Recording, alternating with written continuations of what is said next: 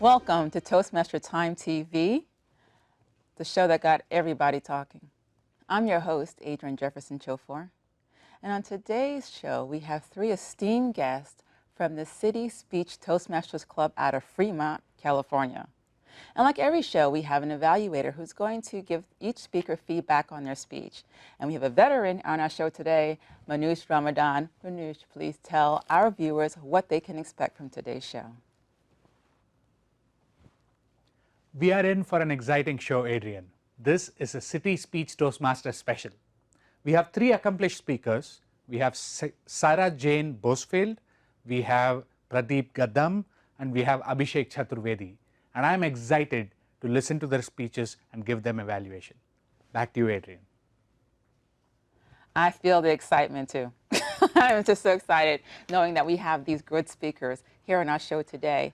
And I'm sitting next to one, and I'm happy to introduce Sara Jane Bousfield. Welcome to the show, Sara. So tell us, before you give your speech, a little bit about yourself. For example, how long have you been a Toastmaster? I've been a Toastmaster for nearly 3 years. Wow, 3 years, and here you are. Now tell us about Pathways. What do you think about this new curriculum that we're using? Well, I started with Pathways, so it wasn't anything new to me. Awesome. But I'm doing two different levels. I'm doing the leadership and the motivational.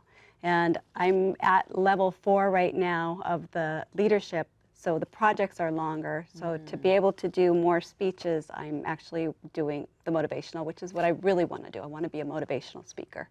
I love it, and I love the fact that you are working so hard strategically to get yourself out there to give speeches and also learning leadership qualities. So good to have you. We're looking forward to hearing your speech, and I'm going to let you set up, and I'm going to tell the viewers a little bit about the pathway you're going to be working on. Okay, great. Okay. So Sara is going to be working on the path motivational strategies. And the speech she's about to give now, she's already given before. So she's giving her speech now, working on evaluation and feedback. And the objectives is presenting a speech on any topic and getting feedback and applying it to a later speech, which she's going to do right now. So we're looking forward to hearing Sara Jane Bousfield, Vampires and Demons, Sara Jane Bousfield. Superman, Batman, Wonder Woman. These Cape Crusaders are larger-than-life superheroes. They have people flocking to the theaters in droves. People are fascinated with superheroes, and I believe it's because they lift us up and they make us want to be better than ourselves. And when times are tough, we want to know that there's someone there to rescue us. What's your favorite superhero? My favorite superhero is Buffy the Vampire Slayer. She slayed the demons and the vampires. She always fought for what was right. She saved the world a lot, and she never gave up. In everyday life, we have heroes, those who run towards the danger while the others are going the other way. But the heroes I want to tell you about today, they don't wear a cape. They are blood donors. 40,000 pints of blood are used every day in the United States alone. Up to 3 lives can be saved with one donation. Every 2 seconds, someone needs blood. And 20 years ago, one of those lives saved was mine. It was the new millennium We had survived Y2K. And for once in my life, life was going just perfect. I was strong. I was making plans. And God laughed.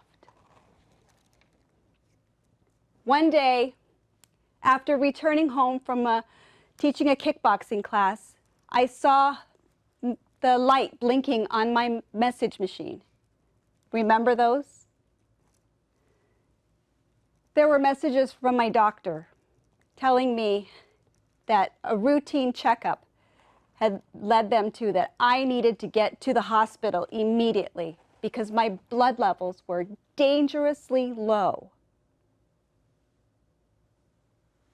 I was frightened and shocked. I called my neighbor who lived next door, but I couldn't even speak. She was there at my front door before I even hung up the phone. And she took me to the doctors, to the hospital, where they took my blood. And then they took more. And then they took more. Which is really frightening because, hey, dangerously low blood levels. Well, it turns out that I have a rare bone marrow disease. My bone marrow had stopped making blood. And without blood, you die. Life is in the blood. The only cure known today, a bone marrow transplant, I was not a candidate. But fortunately, they have an alternate treatment that put me into remission. And I was in and out of remission the past 19 years, but I have not had a treatment in 9 years. But during my battle, there were months at a time where I was transfusion dependent. My life depended on the blood of strangers. I was a vampire.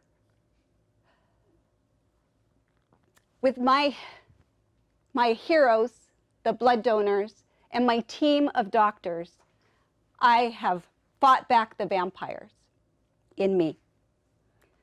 Others with my disease are not so lucky. The treatment fails and they become dependent on other people's blood for life, or worse, die. And consider cancer patients or those with liver and kidney failure. They all need blood.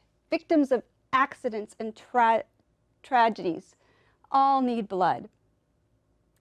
It generally takes a tragedy for people to show up in droves to donate. But while 40% of Americans qualify to give blood, only about 5% really do. My husband has donated most of his adult life, and now he donates to give back for me. He was recently told that his donations that they have recorded have saved up to 200 lives. He truly is my hero. Now, I understand getting stuck with a needle can be really frightening, but when you are fighting for your life or the life of a loved one, you forget about that really quickly. So, to give blood is to give life. It saves lives.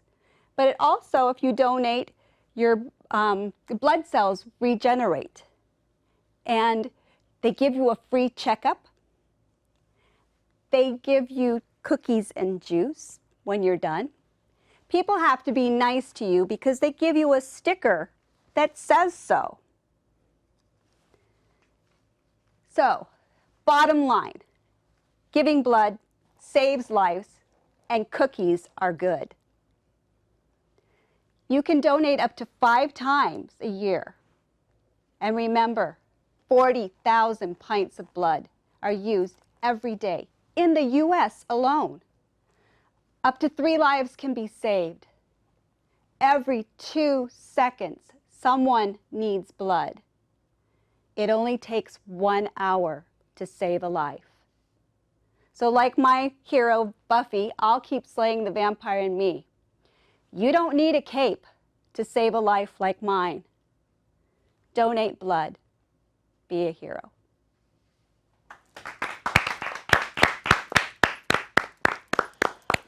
That was such a powerful speech. It just shows that superheroes walk amongst us. Manoj, I would love to hear your evaluation on Sara Jane's speech. That was an inspiring speech. I really loved how personal and authentic the speech was. It was truly moving, inspiring, and powerful. I loved a couple of things that Sara did. One, she embodied the speech. She really brought the speech alive with her body language, with her vocals. Second, I really admired the call to action towards the end. It was moving, it really hit home and really made people really think about giving blood. The one area I would urge her to improve is maybe to pause a little more. There were so many powerful moments in the speech where an additional pause could have really been beneficial as a viewer. But overall, a powerful speech. Back to you, Adrian. Yes, I agree with that evaluation, Manoj. It was very powerful. Thank you, and I look forward to hearing your next evaluation. And for our next speaker, he's here at the table with us, also from the same group, the City Speech Toastmasters group. We have Abhishek Chaturvedi. Welcome to the show. Thank you. This is your first time here with us? Yes, this is first time. All right, very good. Love having first timers here. Tell us, how long have you been a Toastmaster? If I recall correctly, it's more than 3 years now. Oh, not that long. Yeah. Any challenges that stand out so far? Challenges were in the beginning. Yeah. And once I started the journey of Toastmasters, I'm just loving it. We love to hear that. Any quick advice you can give to anyone just starting out? Don't fear, just face your fears. Love it. I look forward to hearing your speech. I'm going to let you set up, and I'm going to tell our viewers a little bit about the objectives you're going to be working on. Thank you. So Abhishek is going to be working on the presentation mastery path, and he's working on inspiring his audience. So let's see how he does that. His speech is to inspire others, and his speech is fight or flight. Abhishek Chaturvedi, fight or flight, Abhishek Chaturvedi. Heights, darkness, spiders, or death. An interesting relation between all these things is they are the top scariest things to most of the people. I haven't talked about the topmost, which is public speaking. A lot of us have anxiety when we go for public speaking. When I started doing some research about that, why we feel it, I found this interesting story of Charles Darwin. One time, he was visiting a zoo in London to see a snake exhibition. When he was there, he went up close to a snake, which was of course behind the glass, and with a sudden movement in the snake, he immediately came back. He tried to do it again. With another movement, his body pushed him back again.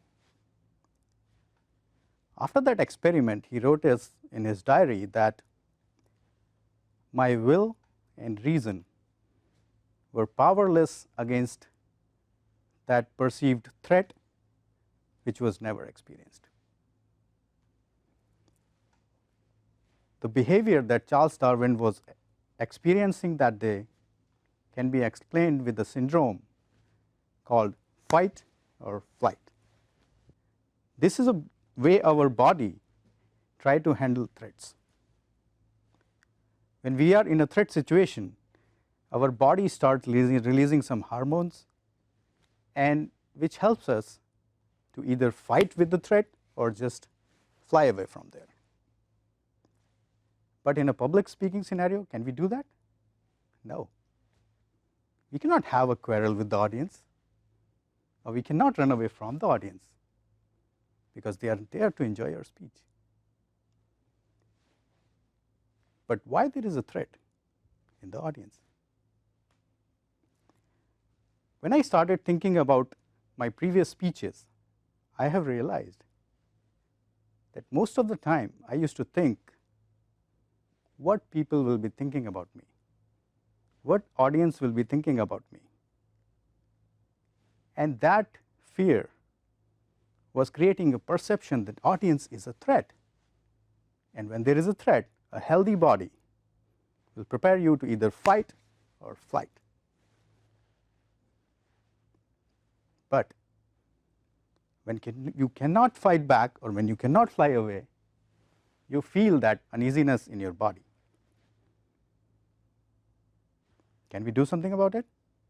Of course, we can. Based on my experience and based on whatever I have found, these 5 things can be really helpful. Number 1, know your material inside out. When you know everything what you are going to talk about, you don't have to use your brain to find out what you are going to speak about. That will be easy. And first 30 seconds of a speech are the toughest. So try to remember everything. Number 2, breathing. Sometimes in those situations, we try to speak really fast. And when we try to speak faster, we breathe faster. And we go out of oxygen. So if you need a lot of oxygen, try to breathe slow.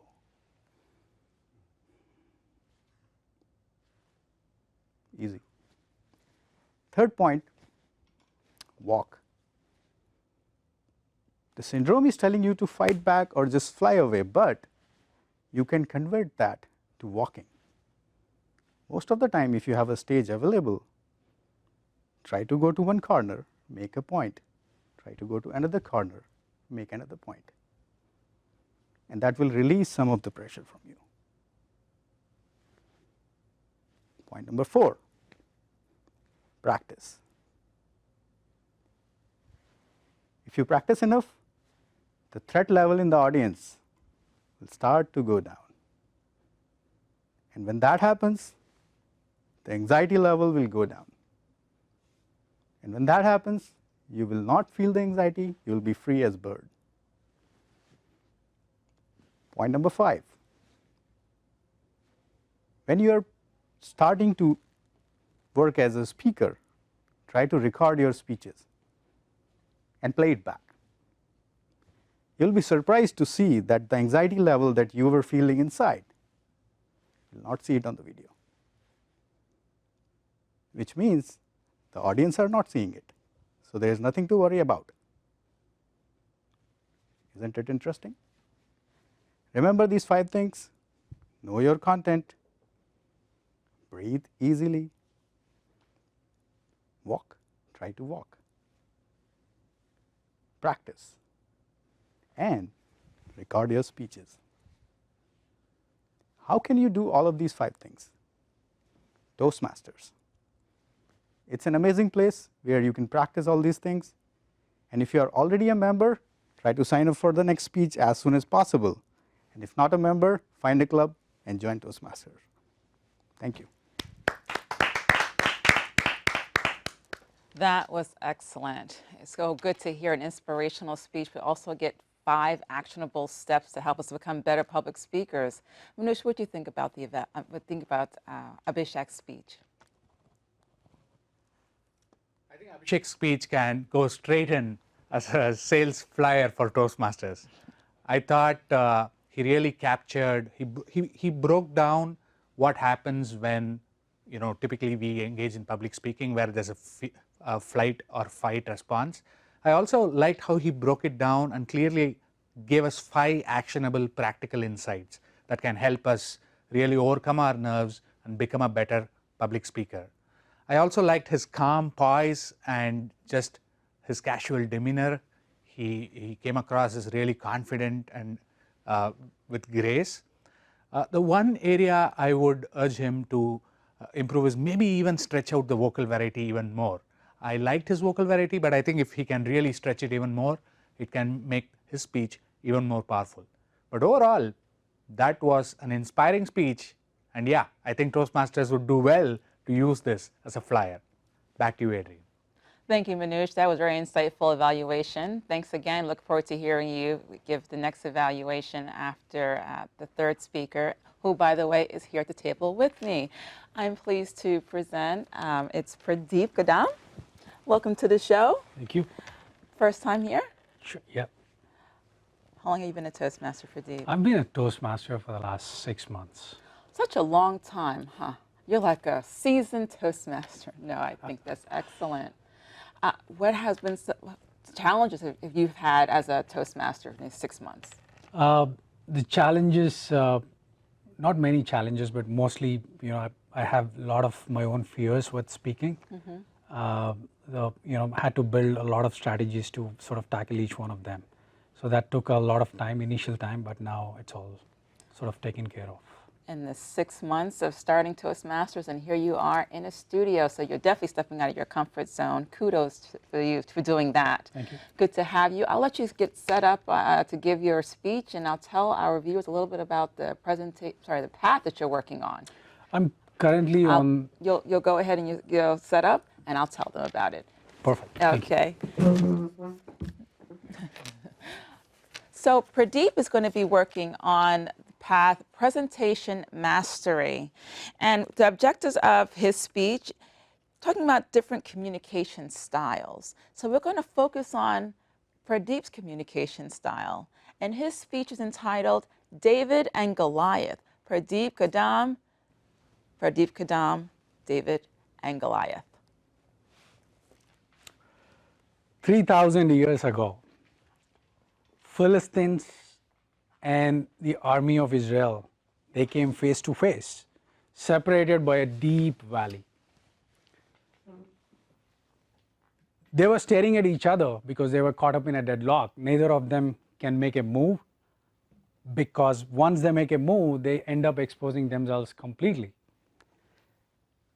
After weeks of staring at each other, Philistines have decided to send the mightiest of their warriors into the valley for a single hand-to-hand combat with one of the Israeli warriors.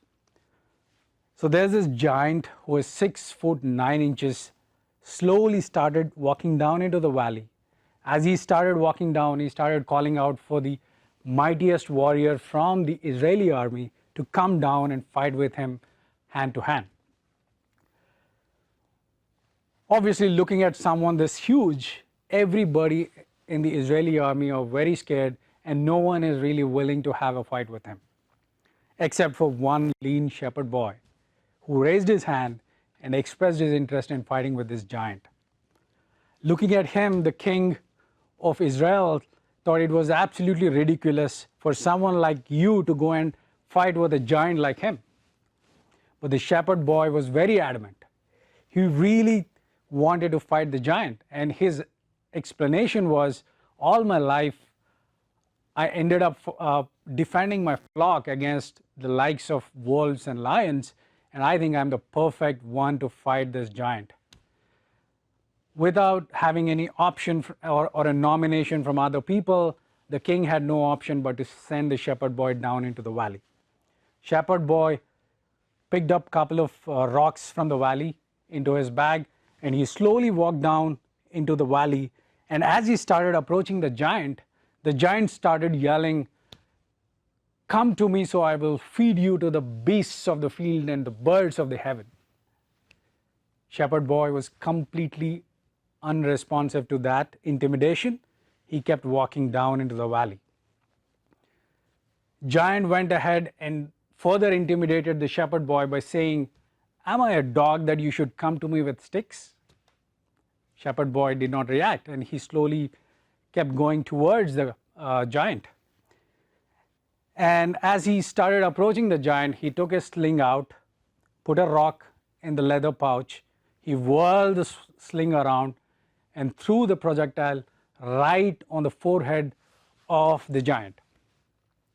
The giant was hit, he fell down in the valley. The shepherd boy took this chance, walked up to the giant, took his sword out and cut his head off. watching all this action from the top, Philistines' army had no option but to run away from there. And the shepherd boy is David, and the giant is none other than the Goliath. This is the David and Goliath story that we all have heard about. But as I started reading this story again and again, I sort of started realizing that all of us got this story very wrong. We all thought that this story is an underdog story, where a simple shepherd boy ended up killing this huge giant. But is it really an underdog story? Let's sort of analyze what really happened here. In the ancient warfare, there are three types of armies. One is cavalry, men on horseback; infantry, heavily armed people on footsteps; and artillery. Artillery is a mix of archers and slingers, and slingers are a major part of the artillery. So the slingers, as they whirl these projectiles with a speed of around 6 to 7 revolutions per second, the projectile, when it leaves the sling, ends up catching so much speed, and the rocks in the valley are not the normal rocks, but they are barium sulfate. Those are the densest rocks on earth. So if you calculate the stopping speed of these projectiles, they're almost equivalent to a 45 millimeter handgun. That's probably the deadliest weapon that this shepherd boy has. Whereas on the other hand, giant, if you observe the kind of phrases that he uttered at the beginning of the fight, he said, "Come to me so I can feed you to the birds of the heaven and the beasts of the field." He's inviting the shepherd boy to come to him so he can fight hand to hand. And the other phrase he uttered was, "Am I a dog that you have to come to me with sticks?" Sticks, really? Shepherd boy was not carrying any sticks. If you observe, there is a huge discussion in the medical community around giantism, and giants really happen because of a fundamental defect. This is due to a benign tumor on pituitary gland, which ends up producing significant amount of growth hormone, and this condition has a side effect which is directly related with the vision of the giant, and clearly the giant was unable to see what's happening around him. So clearly this is not an underdog story. The shepherd boy has a deadliest weapon, and giant cannot see the shepherd boy. So if you observe this story, there is a lesson embedded in this story for everybody, which is sometimes giants are not as strong as they appear, and sometimes a shepherd boy has a sling in his pocket. Thank you. I personally love the David and Goliath story, and Pradeep is such a great storyteller. I love to hear your evaluation, Manoush. What did you think? I thought it was fascinating. Yes. I loved how he took what is a beloved folktale into and gave it a new spin and gave a new perspective on it. I thought it was really engaging. I liked his storytelling approach, where he brought in vividness of the conversations, and I also really enjoyed how he brought everything together. Just one area to improve, maybe exaggerated a little more, but still, what a great speech. Yeah, I thought that as well, especially when he's talking about the projectile, maybe saying it hit him. It was a very good speech. Well, it was good having you on this show today. Did you have a good time? Oh, absolutely. Loved all the three speeches. I did as well. It was love having you here, Manoush. Thank you for joining us on the show. Thank you. Good having you. And that's going to be our show for today. We had three wonderful, powerful speakers from the City Speech Toastmasters Club out of Fremont. We had Sara Jane Bousfield, we had Abhishek Chaturvedi, and we had Pradeep Gaddam. Wonderful, wonderful speeches today. And along with the wonderful speakers that we had and our wonderful evaluator, we also had a hardworking crew who make this show possible here in the beautiful Palo Alto studio here. So we'd like to thank them as well for their hard work and their efforts. And if you would like to learn more about this show, please visit us at toastmastertime.com. And if you would like to know more about the district that sponsors us, is Distinguished District 57, please visit us at d57tm.org. And if you're looking for a club or you want to know more about Toastmasters, please visit toastmasters.org. I'm your host, Adrian Jefferson Chofer. That's today's edition of Toastmaster Time TV, the show that got everybody talking. Keep on talking, folks.